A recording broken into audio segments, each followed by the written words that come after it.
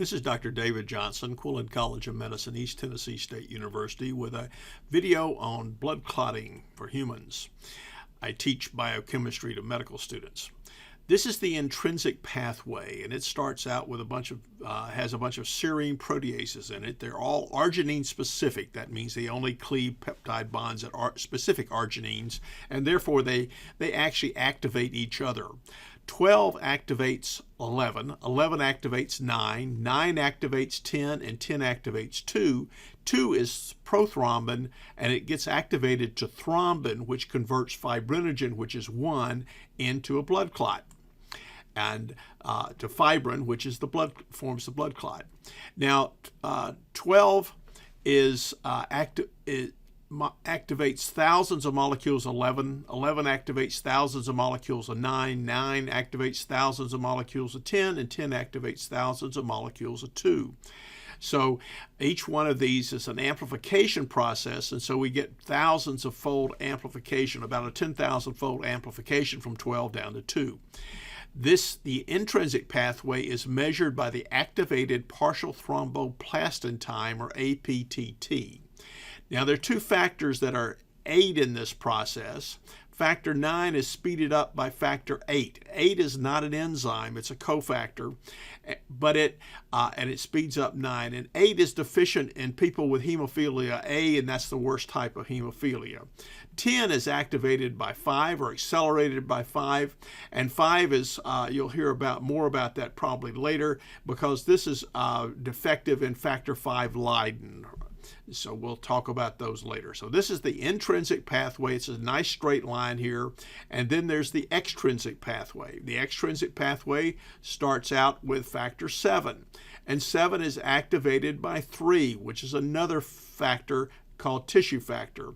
And 3 comes from the endothelial cells. Your blood vessels are lined by endothelial cells, just one cell thick. And when they're disrupted by being cut or damaged, then they release the tissue factor, and tissue factor activates 7, and 7 activates 10. So these two pathways converge at 10. They both work together. They're only separated biochemically, and they're separated a bit by some drugs that are used to control them. We'll talk about those in a minute.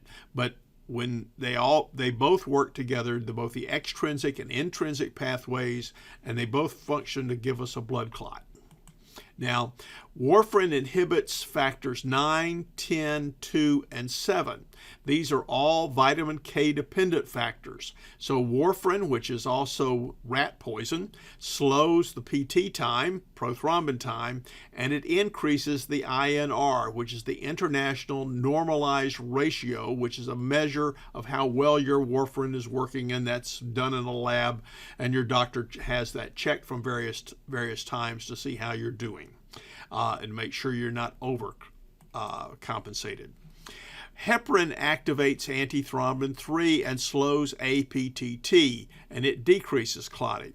Heparin has to be injected. It's a negatively charged mucopolysaccharide carbohydrate that has a lot of sulfates on it, so it has a strong negative charge, and it activates antithrombin 3, and that slows the APTT and decreases clotting. It has to be injected. It's primarily given for people that have had surgery, that sort of thing.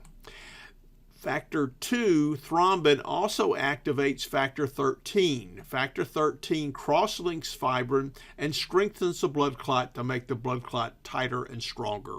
So it's important, another step that happens in this whole process.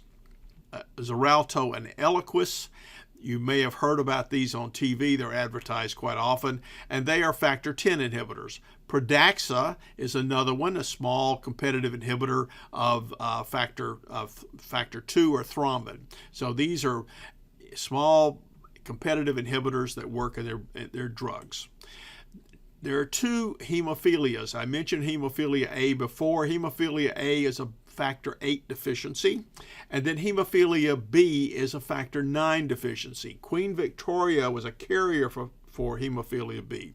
Both of these are X-linked recessive genetic traits, and Queen Victoria passed this on to her sons, grandsons, and great-grandsons, who actually wound up marrying into, or her daughters married into various royal families throughout Europe. And so there were several famous people in leaders of Europe, kings and queens and princes and others, that had hemophilia B due to her being a carrier of that.